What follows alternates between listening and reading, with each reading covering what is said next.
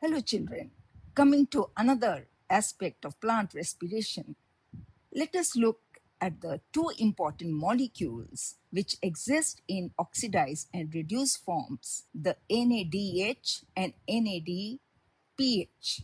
The NADH, also known as nicotinamide adenine dinucleotide, and NADPH, known as nicotinamide adenine dinucleotide phosphate. These molecules play an important role in cell metabolism. The oxidized forms of these molecules, NAD plus and NADP plus, respectively, pick up electrons to generate NADH and NADPH.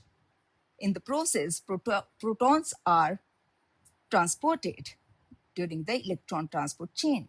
These reduced molecules are the electron donors that derive the redox reactions so important for the cell metabolism. Taking the example, NADH transfers electrons to the complexes, and finally, the electrons are accepted by oxygen to help generate ATP during oxidative phosphorylation, which occurs in the mitochondrial inner membrane. Similarly, NADPH is an electron donor in the anabolic pathway Calvin cycle. This NADPH is generated during the light reactions, and it is the terminal acceptor of the electron transport chain which occurs in the chloroplast. Further, the NADH is to NADPH ratio is extremely important, and so is the NAD plus is to NADP plus, the oxidized form. The ratio of these two is also extremely important. To maintain the balance of the ratios depending upon the requirement of the plant, plants have various metabolic processes that handle these situations. For example, reactions in the chloroplast, reactions in the mitochondria, and reactions in the cytoplasm. They all help to maintain, they all help to regulate, they all help to coordinate the ratios of these two electron carriers. We will discuss the generation of NADPH today and the link between two organelles, chloroplast and mitochondria, with the process which occurs in the cytoplasm. Children, we've already done the generation of NADH through the electron transport chain in the mitochondrial respiration. However, today we will focus on, as I told you, generation of NADPH. Today we will discuss the oxidative pentose phosphate pathway, which is generally abbreviated as OPPP. We must bear in mind that NADPH is generated during the reactions commonly in the plastids.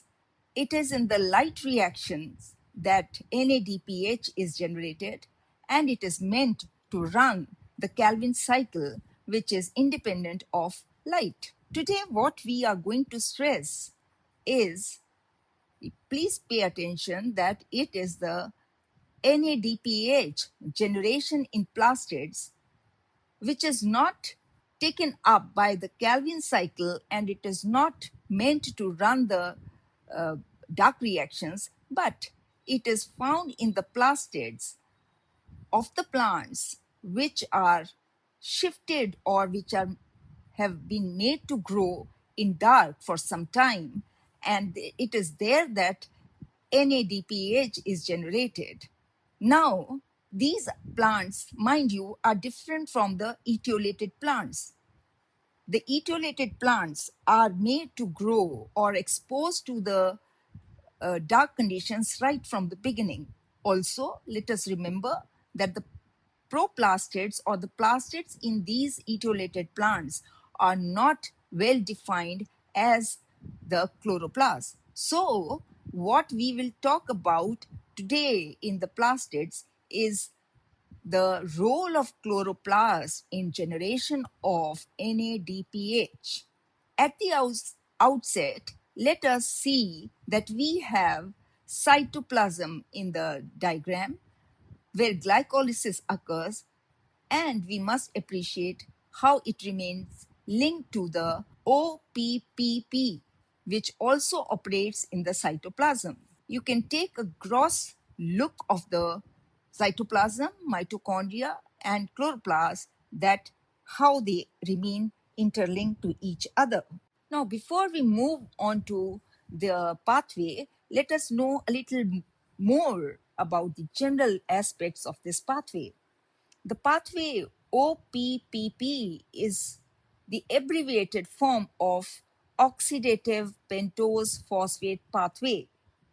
It is known as by this name because the first two products which are formed due to the irreversible reactions are oxidative in nature. During these two steps, NADPH is generated. This is also to be remembered. The pathway is also known as hexose monophosphate shunt or HMP because hexose phosphates are generated during the pathway, and it is a shunt because glucose 6 phosphate from the glycolysis is pushed into this pathway. So it is a shunt or a bypass. It is also known as phosphogluconate pathway because phosphogluconate happens to be the first stable product in this pathway. You please remember that though mostly this pathway is said to operate in cytoplasm, where we co-link it with glycolysis, it also occurs in mitochondria and in plastids. Plastids I've already mentioned where it occurs.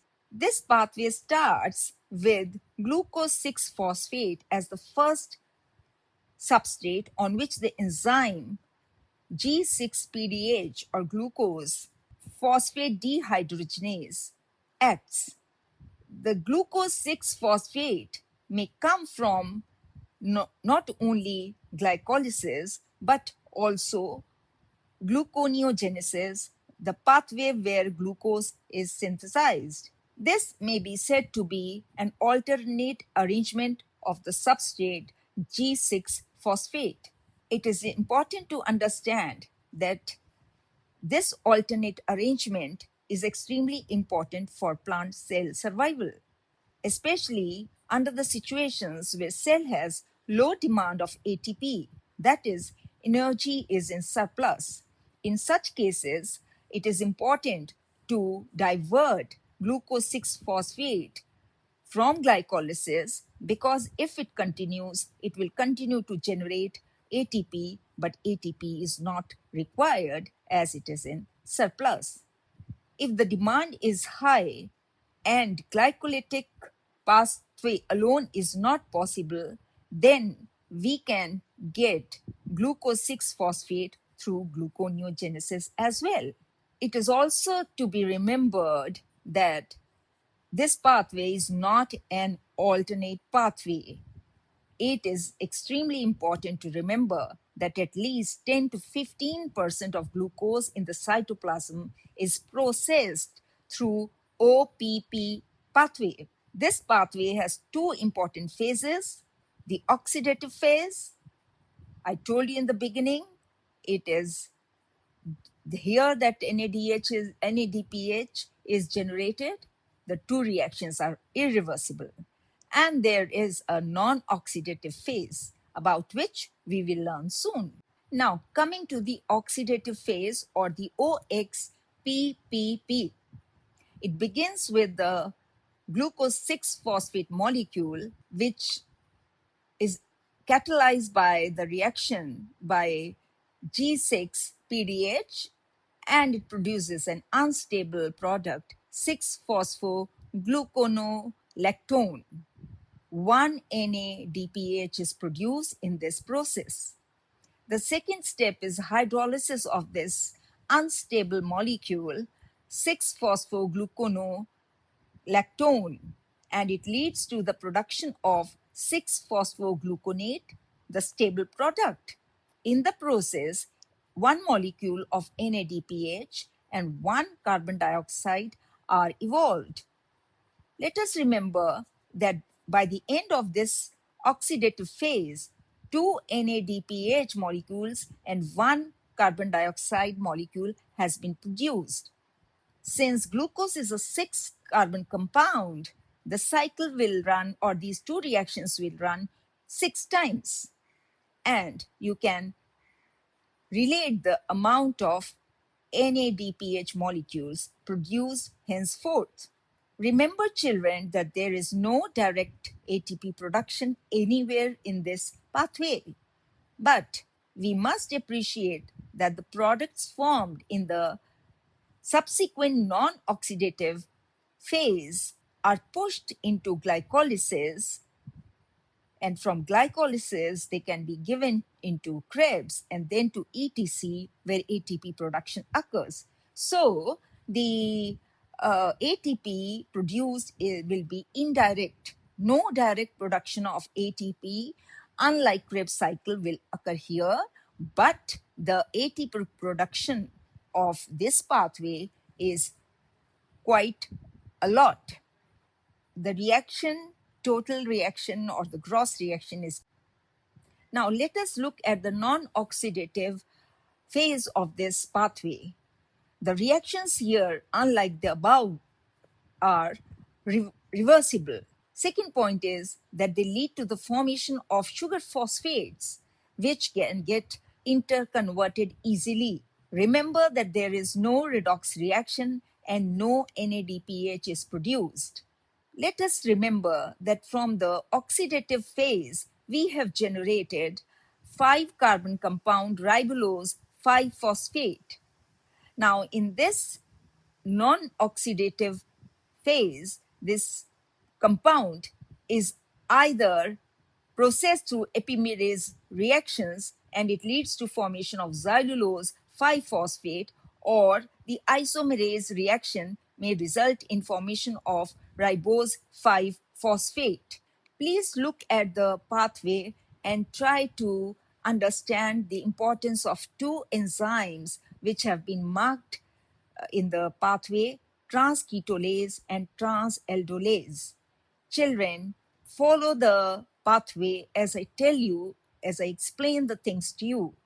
Look at the activity of transketolase.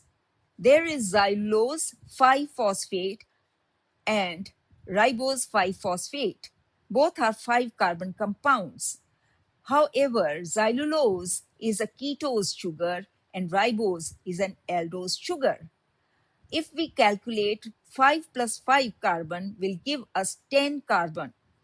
Now from this 10 carbon, we can generate pseudoheptulose 7-phosphate, a 7-carbon compound, and glyceraldehyde 3-phosphate, a 3-carbon compound. Pseudoheptulose is a ketose sugar, while glyceraldehyde is an aldose sugar.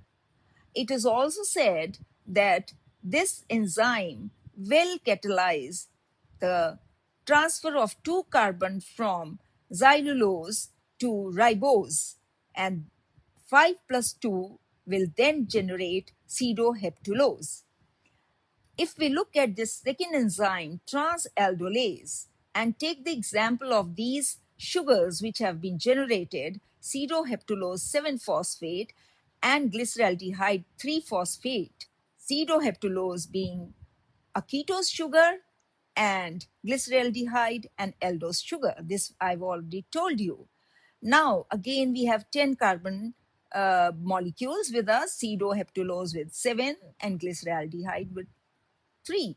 We will generate fructose 6-phosphate, a 6-carbon compound, and erythrose phosphate, a 4-carbon compound. The ratio or the total number of carbon molecules remain 10. However, in this case, the ketose sugar, that is pseudoheptulose, will transfer 3 carbon to glyceraldehyde 3-phosphate, that is 3-carbon compound. So 3 it acquires from pseudo and heptulose, and 3 it already has. It makes 6. and it is so easy to interconvert the molecules and form fructose 6-phosphate. So this was actually what I meant by telling you or saying that the sugars which are produced, they're all sugar phosphates and they are interconverted. So this is a diagram or a pathway to show you, look at it critically and analyze for yourself. Now, children, if you remember my discussion on glycolysis, I had mentioned in the beginning that a few steps of glycolysis, actually the variant of glycolysis, occur in plastids. Now, here today, I would add to the understanding and also let you know that there are certain reactions which occur in the plastid but are reverse of the oxidative pentose phosphate pathway. If you can see, we have triose sugars which get interconverted, and we have the formation of pseudoheptulose 7-phosphate and erythrose 4-phosphate. The diagram shows you this clearly. Now these again lead to the formation of a 5-carbon compound, ribulose 5-phosphate. You can appreciate the formation or regeneration of this RUBP molecule, which initiates the Calvin cycle, and this sugar is of so much importance therefore. Thus, because the reactions are opposite of the oxidative pentose phosphate pathway, but they generate pentose sugars, we can say that in Calvin cycle, we come across reductive pentose phosphate pathway. This you must remember because plastids will divert under certain situations and lead to or cooperate with the OPPP. So this till here, you must appreciate that chloroplast is also efficiently entering into pentose phosphate pathway, but the pathway is the opposite. It is the reductive pathway. Now, children, refer to the second diagram where I would like to highlight the role of the chloroplast in the oxidative pentose phosphate pathway. The reductive pathway is seen or it operates in the normal Calvin cycle. And if you remember, I told you that Calvin cycle, commonly known as dark reactions, is not actually occurring in dark. It is only that it is independent of light requirement. But as I told you, that if you shift the plants under dark conditions for a couple of days, or let us look at the seed which is underground, germinating underground, and is not exposed to light, but growth is occurring. In such situations, the plant will be able to generate triose sugars that can be diverted to form glucose 6-phosphate. The enzyme in the cytoplasm which operates the oxidative pentose phosphate pathway G6PDH will work on these substrates provided by the chloroplast, and this is how the glucose 6-phosphate would then be pushed into the oxidative pentose phosphate pathway. So what triose sugars have given, they have been pushed out of the chloroplast and they have generated a 6-carbon compound, the sugar, phosphate sugar, and which has been acted upon by the enzyme present in the cytoplasm, and it takes care of the oxidative pentose phosphate pathway. So children, I've told you that there is a link between chloroplast and its reductive pentose phosphate pathway, chloroplast and its oxidative pentose pathway, which occurs in the cytoplasm, but the substrate is given by chloroplast under the conditions which I have already discussed with you in detail. Now, let us look at the role of another organelle, mitochondria, where we will talk about its cooperation with the cytoplasm to generate NADPH. And both these organelles therefore work towards the sustenance of NADH is to NADPH ratio in the cell. If we look at the mitochondrial Krebs cycle, recall it, we will realize that there was a step where isocitrate was converted to alpha ketoglutarate or oxoglutarate through a multi-enzyme complex IDH, isocitrate dehydrogenase. And in this process, one carbon dioxide and one NADH molecule were produced. But this enzyme requires a coenzyme NAD in the oxidized form. Okay, but as we also know that there are enzymes which are they are in the isoform.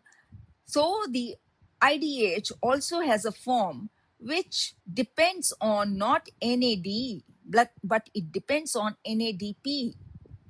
So this enzyme IDH, which has a coenzyme NADP, it is responsible for the participation or cooperation of mitochondrial isocitrate towards the OPPP. You can see in the diagram that the enzyme has resulted in diversion of the isocitrate. Similarly, there is NADP dependent malic enzyme in the cytoplasm which converts malate to pyruvate and helps in generation of NADPH. You can also appreciate the role of T3 phosphate and fructose 6 phosphate, both the intermediate products in the oxidative pentose phosphate pathway. These intermediates are taken from the cytosol and they can be pushed back into the glycolysis, which will generate NADH. This is how children, depending upon the requirement of the cell, whether it requires NADH or it requires NADPH, the intermediates of one pathway can be pushed into the other and vice versa. And this, you must remember, is extremely important for running the cell metabolic activities. Else, the plant cell will collapse if the cell is not able to sustain the balance or the correct ratio between these two molecules. Lastly, we have been talking about the role of this oxidative pentose phosphate pathway. Just let us look at or summarize the significance of this pathway in a more organized manner. Firstly, it is a crucial pathway. It is a shunt which picks up glucose 6 phosphate from glycolysis and gives it to the oxidative pentose phosphate pathway if the cell requires the formation of NADPH and also the intermediates. Second, OPPP synthesizes NADPH for balance of the ratio between NADH and NADPH. Third, it is also required for the formation of reducing NADPH, which is actually the power for the enzymes that detoxify the reductive oxygen species and therefore help the plant in antioxidant defense. Next, this pathway is the only source of NADPH for the plants that have been sustaining in dark. NADPH produced here also helps in the formation of ATP when NADPH is pushed into the electron transport chain. About this, we will study when we talk about the unique features of the mitochondrial electron transport chain. We must also appreciate that ribose 5 phosphate is the sugar required to form the nucleic acids, DNA, RNA. It is also required for the formation of the oxidative and reduced forms of NADH and NADPH. We can also say that intermediate sugars like erythrose 4-phosphate are important because they're involved in the biosynthesis of phenolics such as lignin. We must remember that, like any other pathway or cycle, even this pathway is prone to, or it is subjected to, regulation. The regulation in this case is very, very simple, that it is controlled by the ratio between NADH is to NADPH or NAD to NADP respectively. So children, this was all about the uniqueness of the plant cell to keep its activities continuing by maintaining the ratios of these two powers, and it will make you realize that after all, plant is a very intelligent system. We will look into the other aspect in the next lecture.